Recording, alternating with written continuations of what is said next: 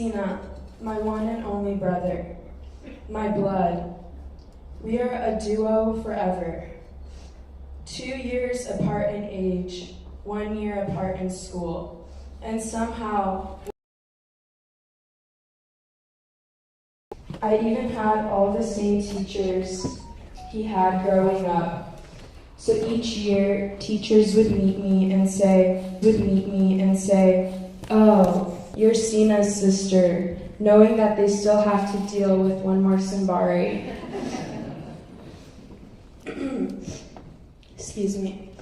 It meant learning how to have thick skin, physically and mentally. Sometimes even the hard way, like when he would practice his WWE moves on me on the couch, then tell me not to cry.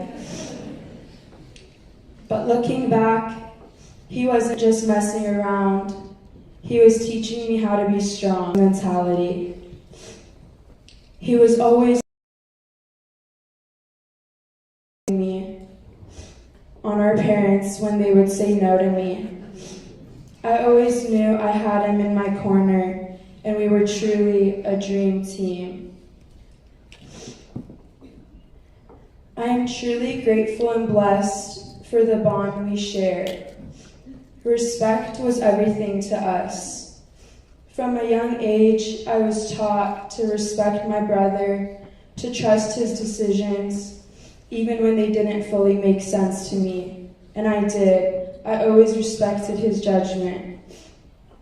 When I needed advice, I went to Cena, because I knew I was going to get the truth. Not the easy version, not the sugar-coated version, the real version, no BS. And sometimes, trust me, it would hit hard, but I came to understand that it was all from love. He was building me. Getting validation from Cena meant everything, because you knew it was real. And when he called me out, it only pushed me, it made me better.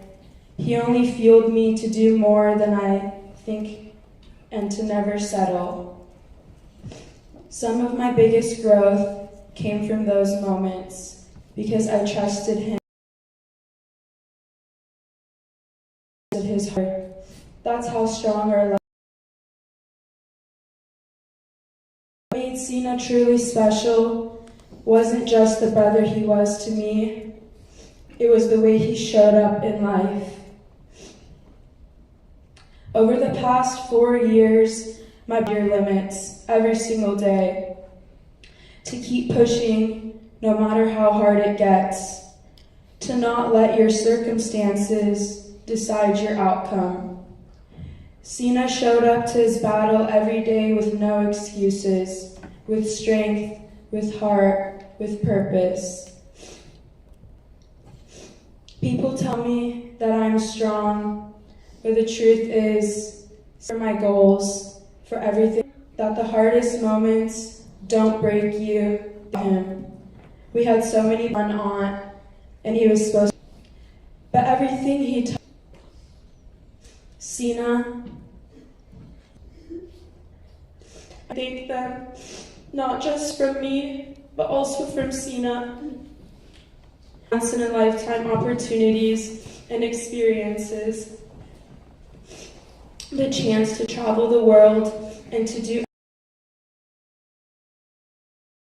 taught us how to work hard for what we want and to value everything in life, but also never put us in a place where we weren't able to have something we wanted. You guys are truly the most loving and selfless people who gave us everything.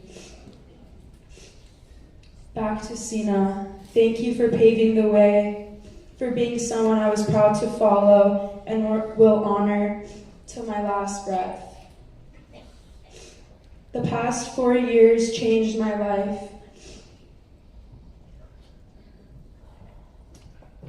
But now, I move forward with a new purpose. My hero, my protector. I know you will continue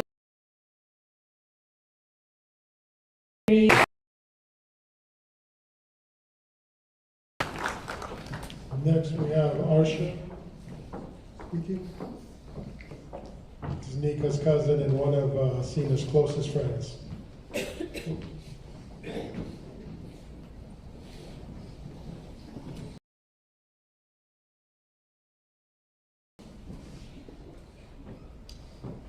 think everyone is a very selfless person, and it's a great reflector to be here. I had best friends growing up, and I met and I thought it was probably one of those people where it's kind of like an act or something or whatever. But as time went on, I truly saw and just all Cena had turned 21. Then all of a sudden on August 8th, news and everything was so devastated, but Cena was more than news. And just thinking back to that night, the main thing I remember just calling back on Nika that I can't tell what he's about to do, but we just never known. That was who he was. He was contagious. His love was contagious. Together, when I heard the news, and as the time went, I remember the place, the Cena just making it one of the happiest places that we. Back to it, that was probably one. Just joking around and having fun and just spending time together and just all the guys together for hours and hours. Every time they asked about Cena, just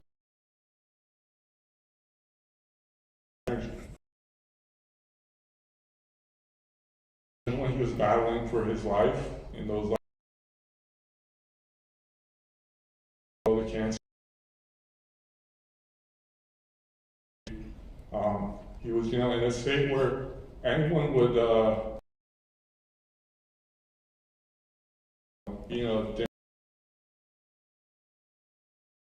happy. He was still joking even till the day before he passed.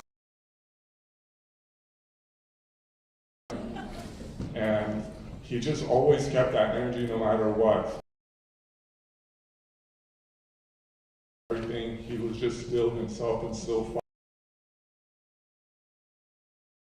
fighter and never stopped fighting. And that's why we say Cena's strong. There's no one as strong and has strength like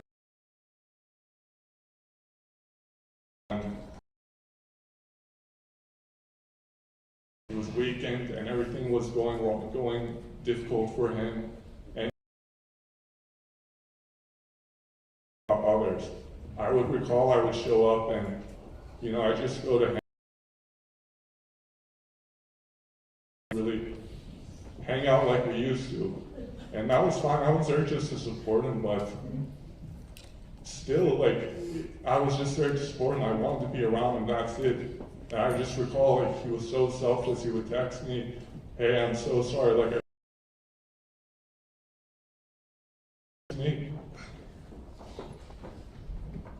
He would be apologizing as much as he was just always selfless.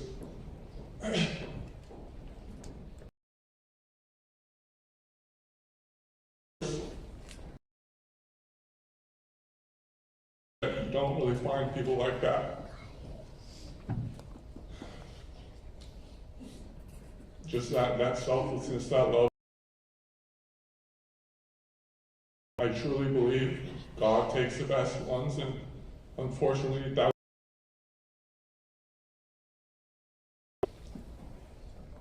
So I just want to say, I'm blessed to have known him, and I just hope we all, I personally, me and his friends, obviously his body's gone from this world, but I want us to carry his strength, his spirit, and just his selflessness throughout our. Thank you.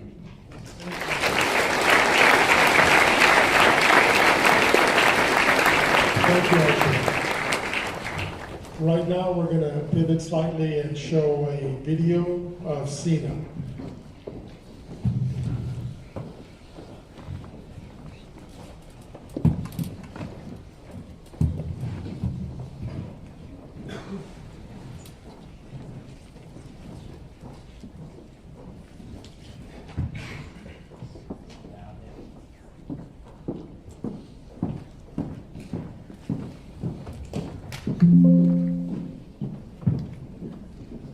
Even when he's at his lowest. Hello, my name is Sina Sinbari. I'm from Laguna Niguel, California, and I play men's volleyball at FDU. I really use volleyball to try playing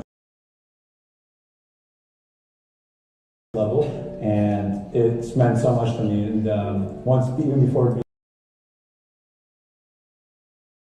and it really helped me build me as a man, and like helped me build my foundation as a person today. So I committed to FDU. And that summer, I believe 2023, I was training really hard, getting ready for this new opportunity here at Fairleigh Dickinson, and I was super excited.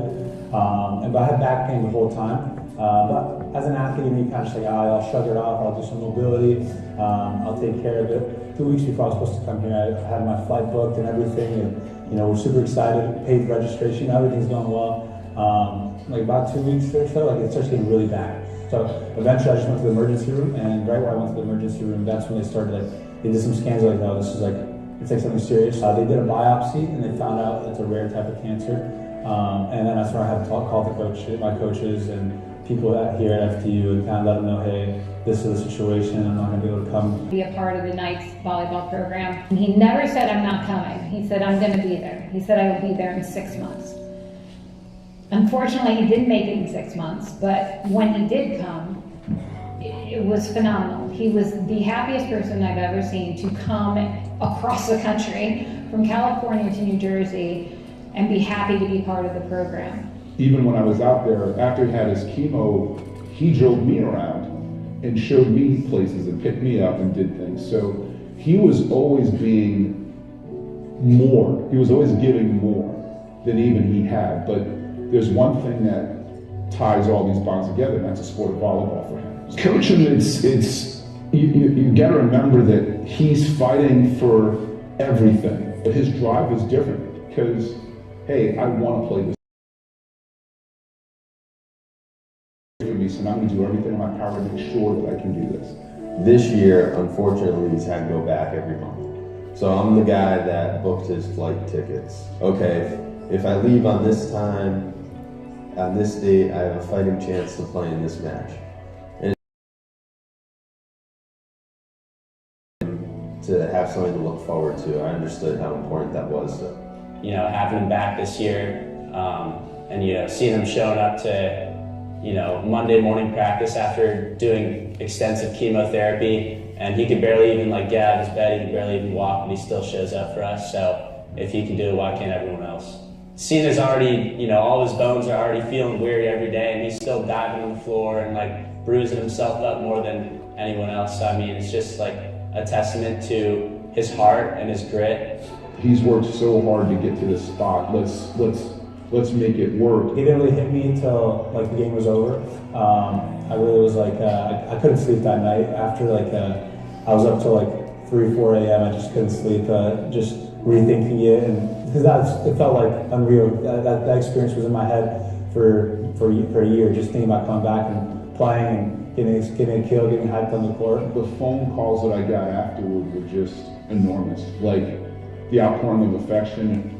The crowd cheer, it was a loud cheer for just a sob, but you knew, and you felt it was palpable. You felt excitement, you felt happiness, and you just were waiting for it to happen, and everybody was like, set Cena, and then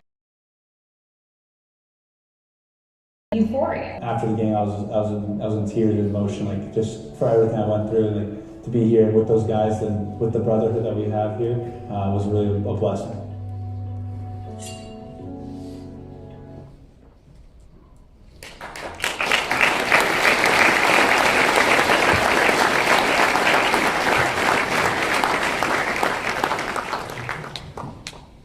Next, we will have speaking Dean Fisk.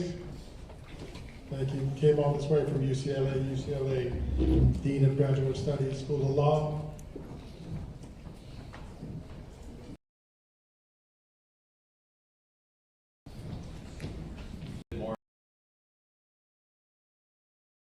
Privilege of being one of Cena's professors and dean of the program he was in, the Master of Legal Studies program at UCLA School of Law. He had a specialization in business law. Many students come to graduate school having just to worry about being a student. Cena came to us carrying 4 years of chemotherapy, radiations, and surgeries. And that smile.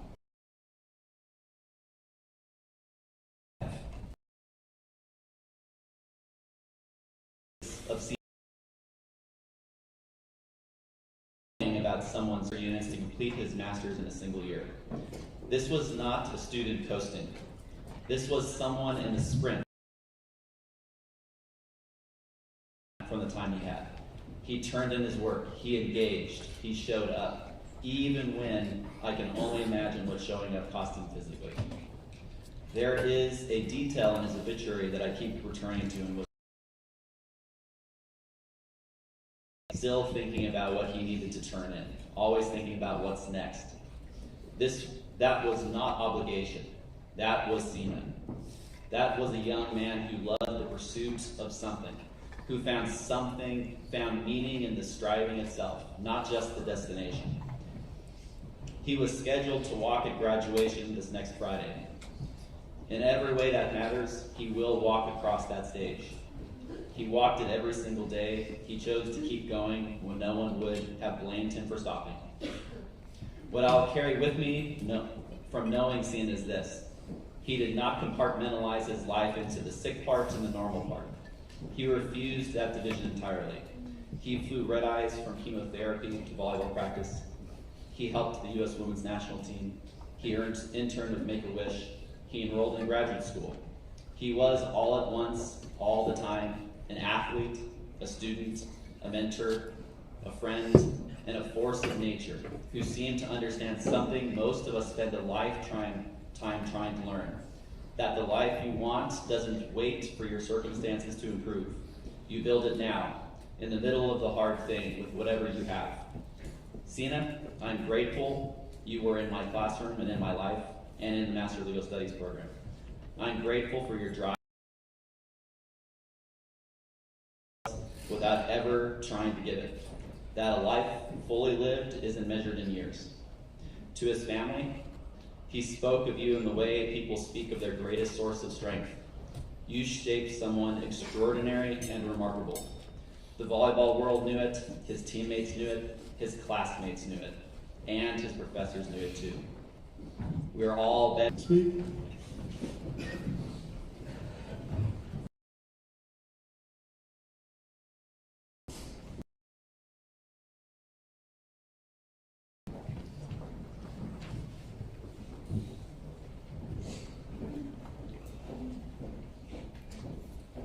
For the team 2020, I've been great friends with them ever since. I just want to start by thanking the Sinbari family for putting this beautiful service together. Your strength, your love, and unwavering support are a direct reflection of who Cena was. And I also wanted to thank Ash and Mika for all the work and effort they put into making this happen, as well as everyone else who made this celebration of life come to fruition. Watching sports, yoga, listening to music.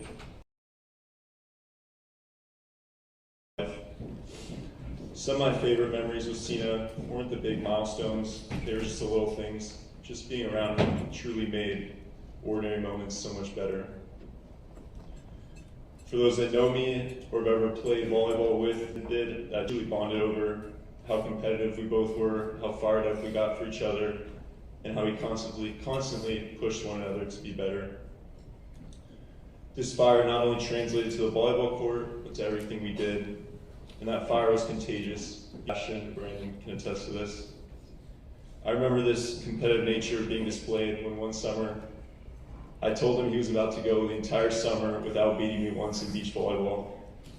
It took him about 1 week to prove me wrong, and I never heard the end of it. He truly was, in Mr. Sinbari's words, a savage. One thing I would never ever forget about Cena was his smile. There was a time not too long ago when Coach Derek Lucero and I surprised him in the hospital. I will never forget that smile on his face when we walked into that room, in a moment where most people would have had every reason to be discouraged. Cena still met us with the joy, energy, and that world-class smile of his.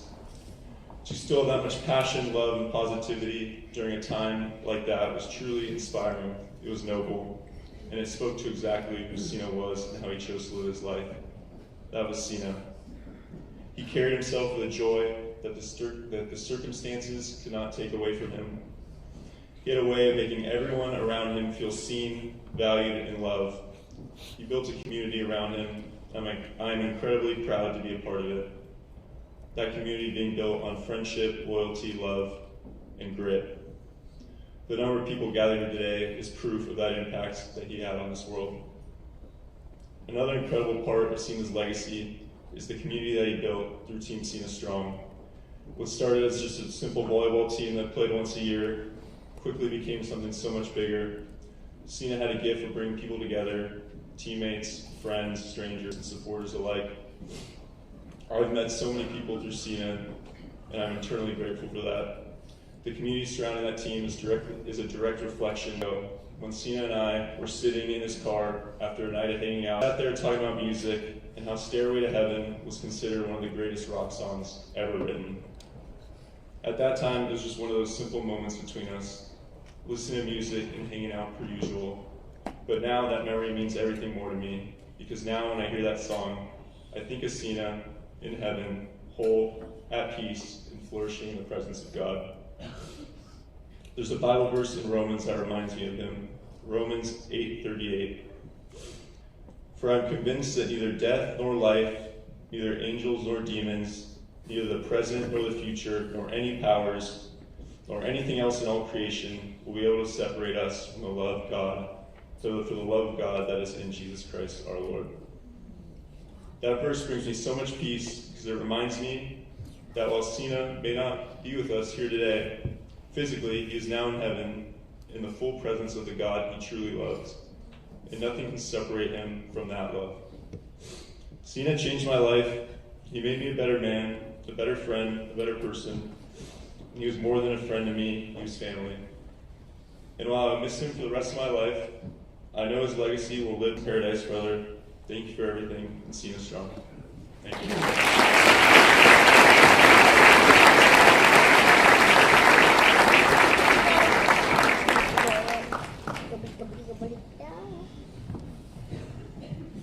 Next, some of you might not know, but while Cena was in FDU, he had a significant other. That young lady flew across the country to be here today. They played under respective volleyball.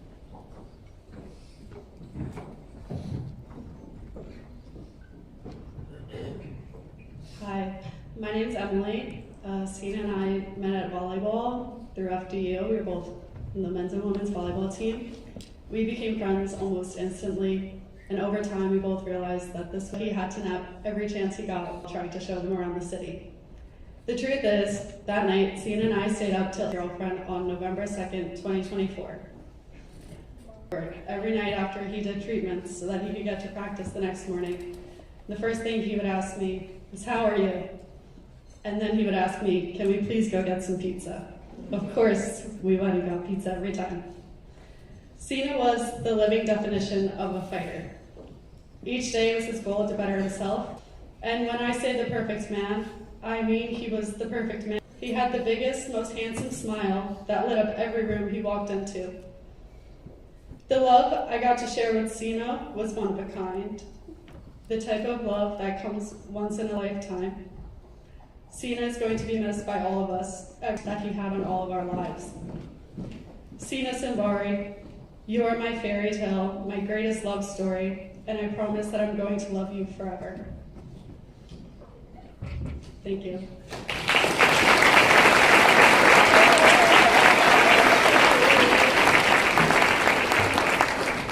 Thank you for sharing. Next, we have one of Cena's oldest friends. You used to see him all the time at the house. Sebastian.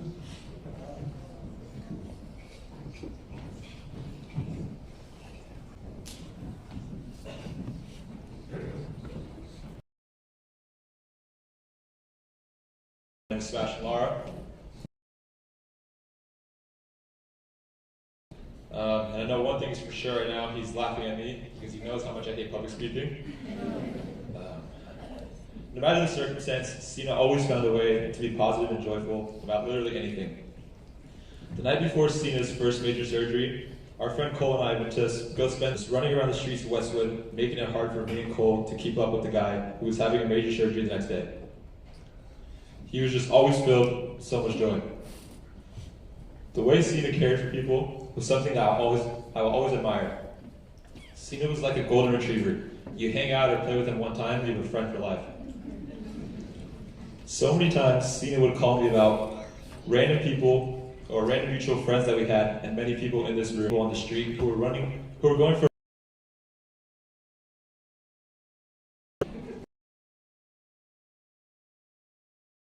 Cena was never afraid to tell people close to him that he loved them. And that's something he and let them know that you love them. He was the first friend I had that would always make sure I would say I love you after every phone call. And if I would forget, he would call me back and say, did you forget to say something to me? Cena's strength was something I've never seen. No matter how many rounds of chemo he had, he was still going to find a way to get some type of workout in. Sometimes we would lift it, you really going to let a bald man with cancer outlift you? Or he would send me videos of him walking laps around the hospital and would tell me each day how many miles he had walked. And we all know that I can't talk about Cena without mentioning volleyball. Volleyball was his true love, and I have never seen someone be so determined to be great at something. No matter where he was, he could be playing volleyball and acting like millions of people were watching. One story that stood out to me was I spent time at a junior college for a year when Cena was diagnosed, and about 2 weeks after he got his port inserted, I started practicing, and Cena wanted to come.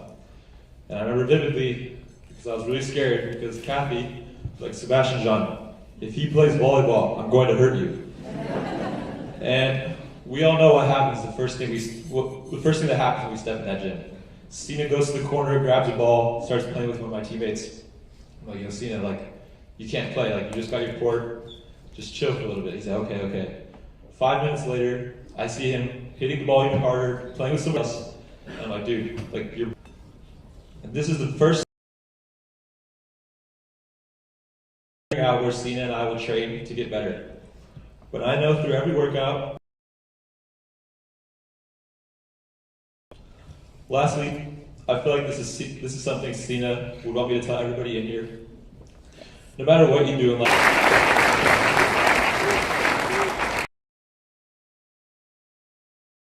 High school friends, Nika and Ash's cousin Pasha.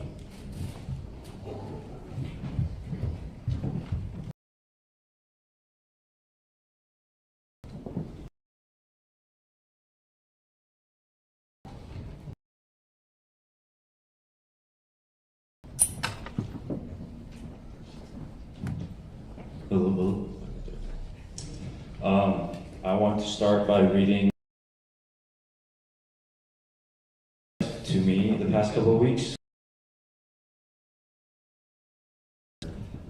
Even though I walked through the valley of the shadow of death, I fear no evil, for you are with me. Your rod and your staff, they comfort me. That is Psalm 23:4. My name is Pasha. I first met Cena my freshman year at Mission Viejo High School. We both were on the basketball team. Two kids that had no business becoming as close as we did. But when I found out he was Iranian, he was goofy, and he was a Steelers fan, how could I not become his friend? From the very beginning, Cena had this smile that you just couldn't ignore. Like everyone has been sharing, it was contagious in the best way. The kind of smile that walks into a room and changes the temperature of it. If Cena was smiling, you were smiling. That's just how it worked. What I remember the most work. Even back then, on that, always wanting to be better and never satisfied. I didn't know it at the time, but I was getting my first glimpse. Our friendship just grew naturally.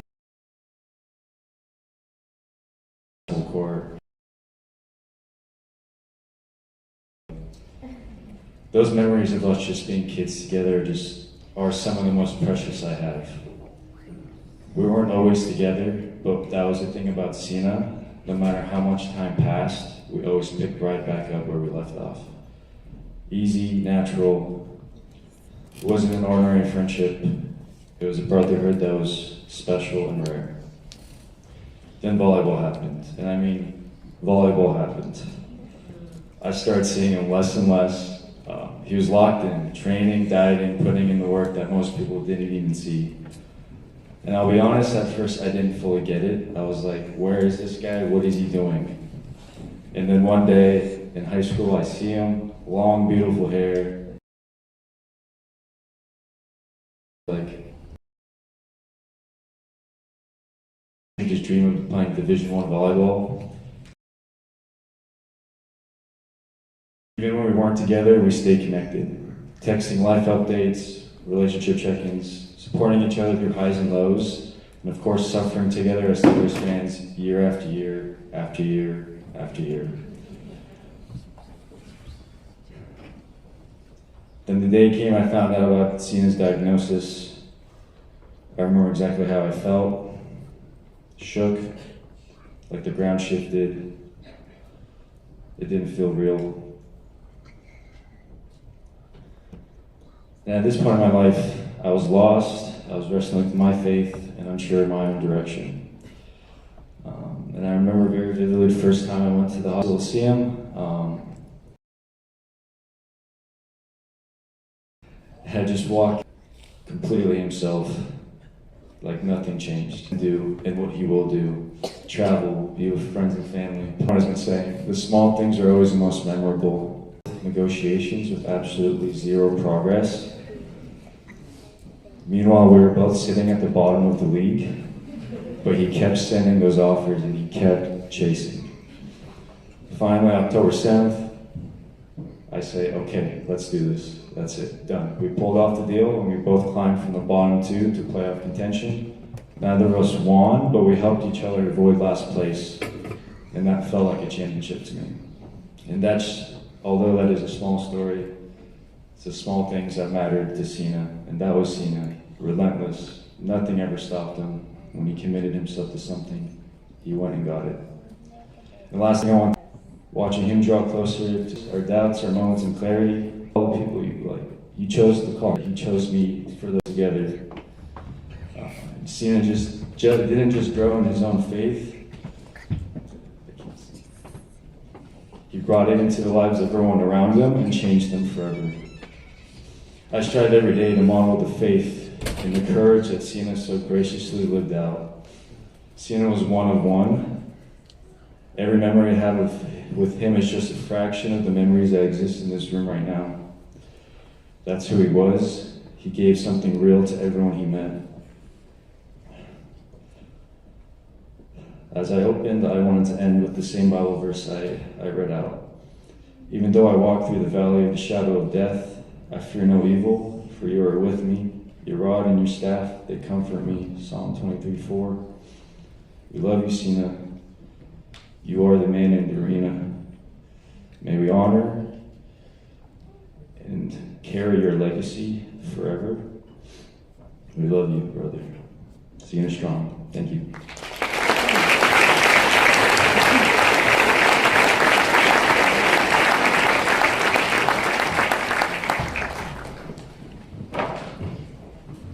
Thank you so much, Pasha.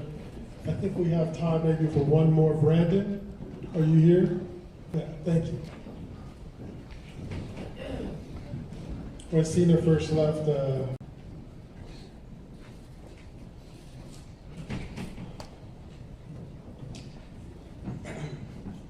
Hello, everybody. My name is Brandon. I met Cena on my first day of my freshman year of college, and one thing about him is he used to steal these off my desk all the time, so I brought him some for the road.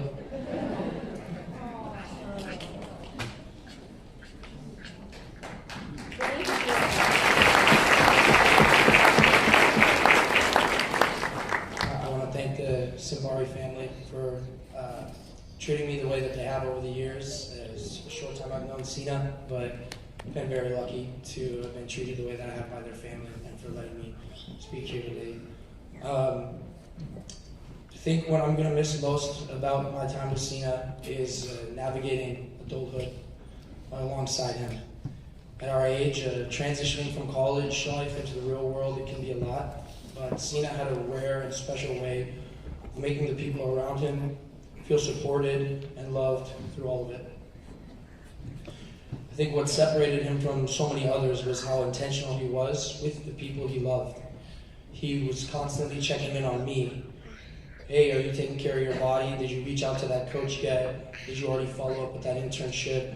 And he wasn't afraid to get on my case either. He'd say, hey, you need to get on that. This is a really important opportunity for you. Maybe let's knock that out together and I'll help you. That's how I knew Cena really cared. Cena was such a big advocate for personal improvement. I remember a period of his life in the last couple of years where he wouldn't stop saying the words, I've got to be better, I have to be better. And not in a selfish way, not because he thought he was above anyone else, but because he genuinely believed in growth. He believed he owed it to himself and to the people he loved to keep evolving, to keep improving, and to keep pushing forward no matter how difficult life became. And the incredible thing is, he really inspired me to do the same for myself. He wanted to connect people, motivate people, encourage people, and push them towards becoming better versions of themselves. And when you spend enough time around someone, you learn the difference between a casual conversation versus genuine investment. Cena's investment in other people's lives was really as genuine as it gets. And I appreciated it back then, but not even close to as much as I do right now. It's rare to meet someone who cares so much more about helping others succeed than his own narrative. Cena and I would talk endlessly about success, growth, purpose, and legacy, and they weren't always easy conversations. Sometimes those conversations were exciting, sometimes emotional, sometimes they even got argumentative. It's not until now that I really understand the only reason these conversations were so emotional was because of his passing. Angry that someone with so much ambition, heart, I've begun thinking, nor the incredible impact he had on everyone around him and the formidable legacy that he left behind. He inspired people, he brought people together, he built an enormous, loving, and connected community. To me, that is success. And honestly, what Cena accomplished in just 24 years is more powerful than what many people can accomplish in an entire lifetime. And now, Cena, my brother, I hope you somehow understand. You carried burdens heavier than people can imagine, and somehow you still showed up for others with love, humor, encouragement, and that same infectious smile that we all keep talking about. Truthfully, I know that I wouldn't have had the strength to fight the way that you fought, but you did. And because of that, in my eyes, you will always be that man in the arena. I love you, brother, and I'm so, so proud of you and everything you've done. Thank you for the memories, the conversations, the laughs, the adventures, and the impact that you had on my life. Thank you for inspiring me. Thank you.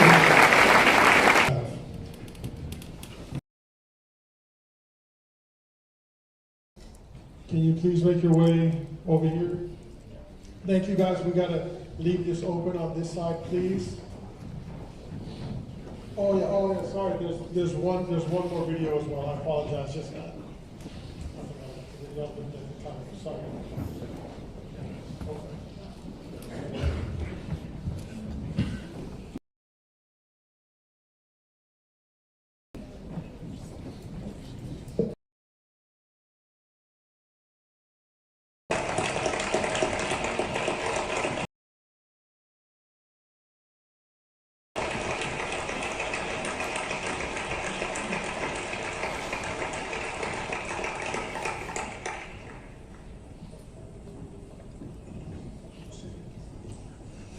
Before I get started, I'm the last guy. Mixed up from our stories, hopefully it can work in your lives. So, let me get started. It's a true honor to stand before you today as a recipient of the Wilma Rudolph Student Athlete Award. To be mentioned in the same breath as Wilma Rudolph, the woman who overcame childhood polio to become an Olympic. In fact, I'll be honest with you, there's times lying in a hospital bed when they ask me for my date of birth, and I quietly think to myself, I wish I wasn't born. I was hurting, I was tired, I was angry, I came. There's a reason I'm speaking to you today. I'm a living testimony of God's strength, of perseverance, and of the power of believing when there's every reason not to. My volleyball journey was anything but ordinary. In high school, I didn't even make varsity volleyball until my junior year. No one thought I could play in college. My senior year was cut short by COVID. I played community college volleyball on a team with just 8 guys, not even enough for full 6-on-6 practices. Still, I believed. I transferred to the University of Charleston only to be ruled ineligible due to transfer rules 3 months in. I couldn't even compete for a starting spot. I entered the transfer portal with major stomach surgery and 6 months of chemotherapy. To get stronger, I needed to resume chemotherapy. Therapy while being a full-time student athlete in the 2024-2025 season. I competed at the Division I level this past year while doing 10 rounds of chemotherapy, for a total of 29 rounds of chemotherapy. And through it all, I kept training, I kept praying, I kept working, whether it was in the weight room, on the court, with my nutrition, or just staying mentally strong. I kept going. Because now I know hard work is real, and faith is even more real. My story isn't just for athletes. It's not just for cancer patients.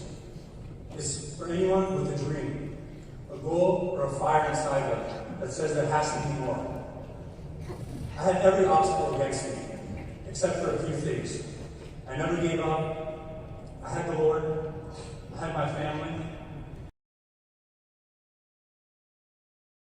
And jerseys can make it to the Division I level. Don't close the door on who spends himself in a worthy cause.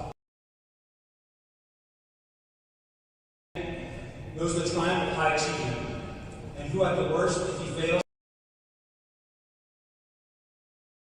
so that his place shall never be with those cold and timid souls who neither know victory or defeat. People ask me, what's my biggest fear? It's not cancer, it's not death, it's not losing. My biggest fear is not reaching my full potential. As an athlete, as a student, this award may have my name on it. With every family member who stood by my side, and with God who gave me strength when I had none. I'm blessed now to be going to UCLA, where I'll be studying business law for my master's. All glory to God. I've lived in that all of it, and I'm still here. Not because I'm the strongest or the fastest.